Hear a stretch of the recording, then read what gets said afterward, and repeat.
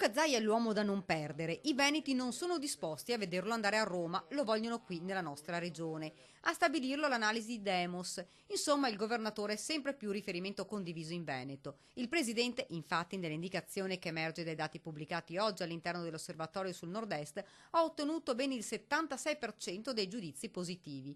È la personalità più apprezzata. Lo seguono i vertici del governo giallo-verdi, il vice premier Salvini con il 71%, il presidente del Consiglio Conte con il 62% e l'altro vice Di Maio con il 50%, in calo di consensi insieme ad altri due esponenti pentastellati, lo stesso premier e Beppe Grillo.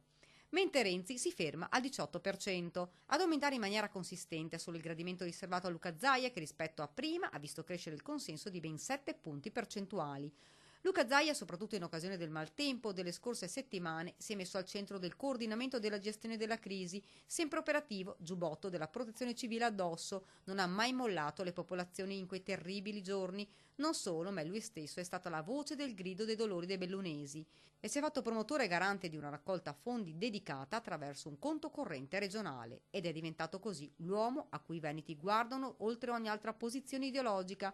Tra gli elettori della Lega il gradimento è quasi unanime, il 92%, ma raggiunge il 77% tra i sostenitori di Forza Italia e il 66% tra quelli del Movimento 5 Stelle.